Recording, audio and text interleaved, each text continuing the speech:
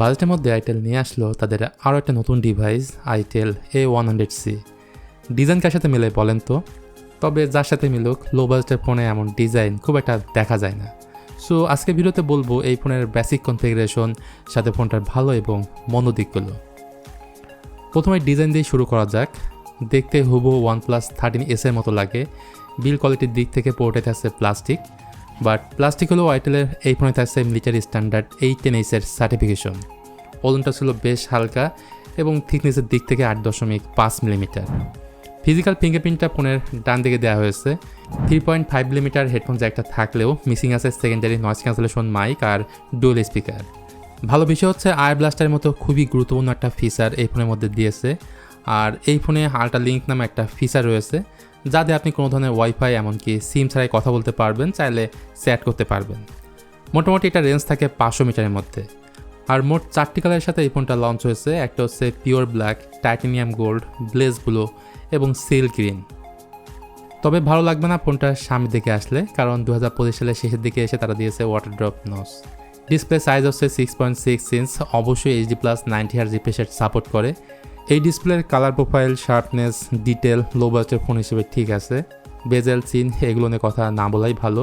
অন্যদিকে এই ডিসপ্লের পিক ব্রাইটনেস থাকছে 400 নিটস, 90% হচ্ছে স্ক্রিন টু বডি রেশিও এবং ওয়াটার ড্রপ নচের মধ্যেই থাকছে ডায়নামিক বার।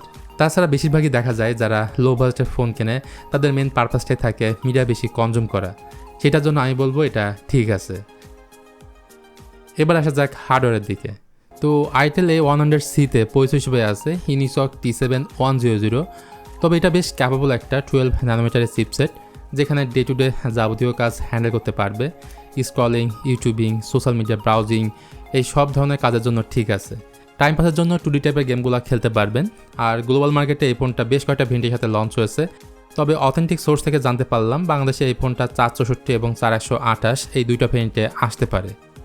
এখানে বলে রাখা ভালো, র্যামের টাইপ হচ্ছে LPDDR4X এবং স্টোরেজ টাইপ হিসেবে থাকছে eMMC 5.1। যদিও ইউনিসক T7100 UFS 2.1 পর্যন্ত সাপোর্ট করে। হার্ডওয়্যারের সাথে সফটওয়্যারটা অনেক বেশি ইম্পর্টেন্ট। এই ফোনটা itel OS 15 on top of Android 15 go এডিশনে রান করছে। পাশাপাশি ক্যামেরা সেকশনে থাকছে একটা 8 মেগাপিক্সেলের মেইন ক্যামেরা এবং ফ্রন্টে পেয়ে যাবেন মাত্র 5 মেগাপিক্সেলের একটা সেলফি ক্যামেরা। দিনের বেলায় এই ক্যামেরা কেমন ছবি তুলতে পারে এই ছবি দেখলে বিষয়টা বোঝা যায়। আর ভিডিও কোয়ালিটি ছিল এভারেজ। মোট কথা এই ফোনে ক্যামেরা দিয়ে টুকিটাকি কাজ করার জন্য ঠিক আছে।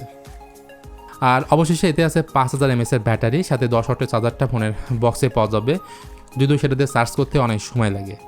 এতক্ষণ তো স্পেক শুনলেন, বাট আমার মতো নিশ্চয়ই আপনার মনে একটা প্রশ্ন, বাংলাদেশে আসবে কবে, আসলে দাম কত হবে? তবে আপাতত এটা জেনে রাখেন, বাংলাদেশের অফিসিয়াল মার্কেটে খুব তাড়াতাড়ি এই ফোনটা যুক্ত হতে যাচ্ছে। তো আজকের ভিডিওটা এই পর্যন্তই। ভিডিওটি ভালো লাগলে please hit the like button, share করতে পারেন আপনার বন্ধুদের সঙ্গে। সবাই ভালো থাকবেন, দেখা হবে পরবর্তী ভিডিওতে।